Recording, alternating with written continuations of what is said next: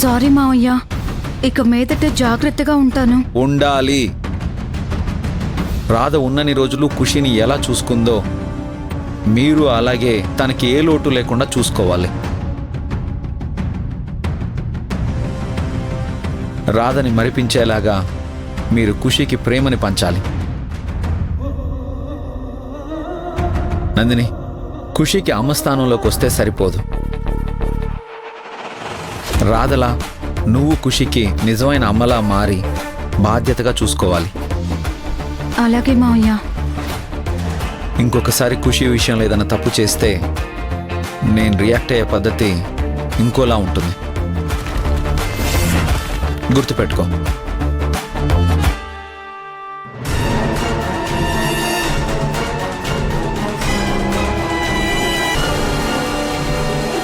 ఇంత జరిగినా మళ్ళీ రాధనే పొగుడుతాడేంటమ్మా? పెళ్లి జరిగే వరకు నువ్వు ఒళ్ళు దగ్గర పెట్టుకో. ఖుషీని హర్ట్ చేసావంటే వాడు కాదు, నేనే నిన్ను చంపేస్తాను.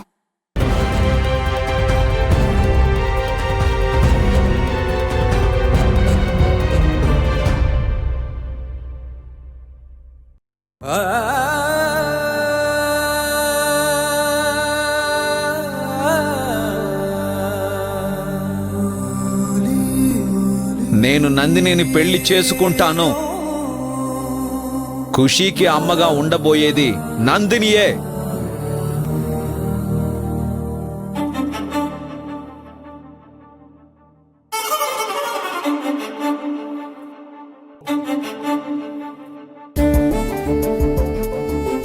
ఏం ఆలోచిస్తున్నావు రాధా?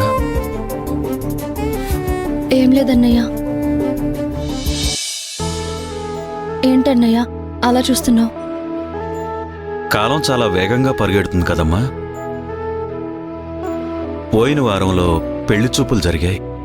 2 రోజులకి నిశ్చితార్థం జరిగింది. ఇప్పుడు ఇంకో 2 రోజుల్లో పెళ్లి జరగబోతోంది. ఇదంతా నాకే నమ్మబుద్ధి కావడం లేదమ్మా.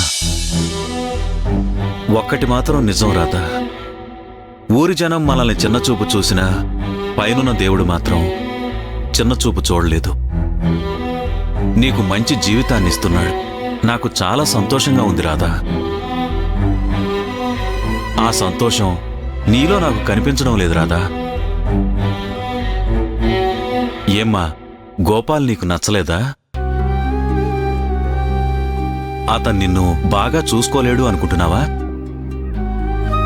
చూడరాదా, అడిగినంత కట్నం ఇవ్వలేదని అర్ధాంతరంగా పెళ్లి ఆపేసే మనుషులను చూశాను. కానీ అమ్మాయి వాళ్ళు కట్నం ఇవ్వగలుగుతారో లేదో అని ఆలోచించి అతనే కట్నంకి సరిపడేంత డబ్బులు సమకూర్చుకుని సమయానికి మనకి నగలందించి మన పరువు నిలబెట్టిన గోపాల్లాంటి గొప్ప మనిషిని నేనెక్కడా చూడలేదు.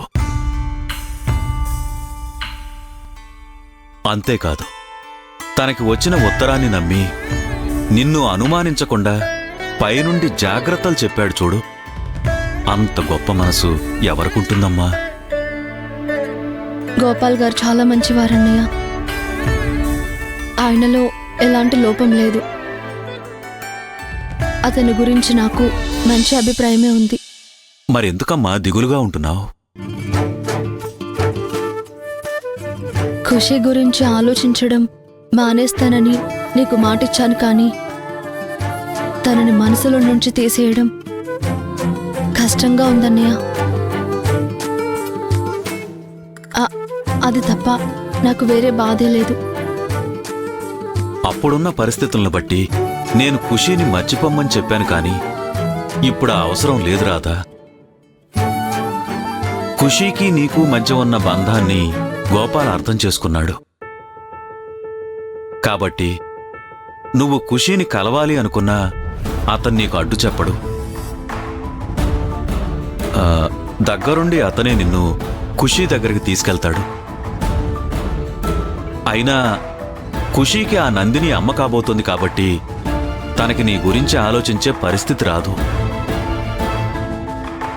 అలాంటప్పుడు ఖుషీ నిన్ను వదిలి ఉండలేదేమో అని నువ్వు బాధపడాల్సిన అవసరం లేదు. కాబట్టి ఎప్పటినుంచైనా కాస్త నవ్వుతూ ఉండు రాధా. అలాగే అన్నయ్య. ఇప్పుడు నాకు తృప్తిగా ఉంది. వెళ్ళి పడుకోమ్మా.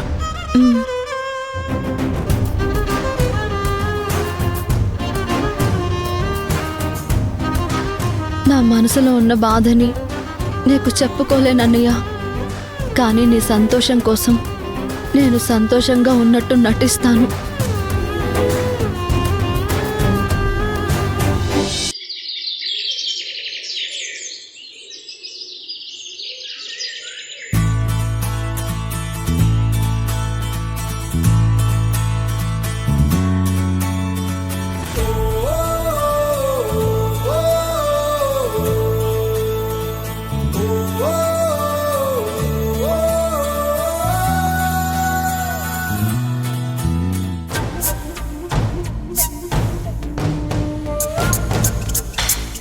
అలా చూస్తూ నిలబడకపోతే నా కాస్త సాయం చేయొచ్చుగా. నీ పాపంలో పాలు పంచుకోవటం నాకిష్టం లేదు. హా, ఇప్పుడు నేనేం పాపం చేశాను? ఖుషి అమ్మగా కోరుకునే రాధని దూరం చేసి ఏ అర్హత లేని నందినిని తనకి అమ్మని చేస్తుండడం పాపం కాదా? అసలు మిమ్మల్ని పలకరించాను చూడండి, అది నాది బుద్ధి తక్కువ. నీకు బుద్ధి తక్కువని ఇప్పటికైనా ఒప్పుకున్నావు, సంతోషం. నందో, నువ్వు రెడీనా?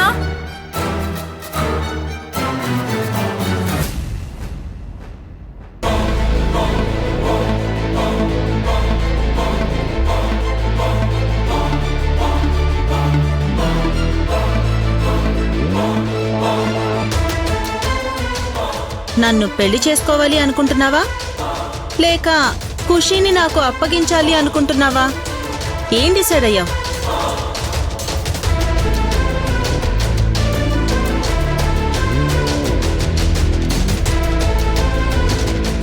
మీరు పెళ్లి చేసుకోబోతున్న ఈ నందినికి ఖుషీకి అమ్మగా ఉండే అర్హత ఉందో లేదో బాగా ఆలోచించుకోండి సార్.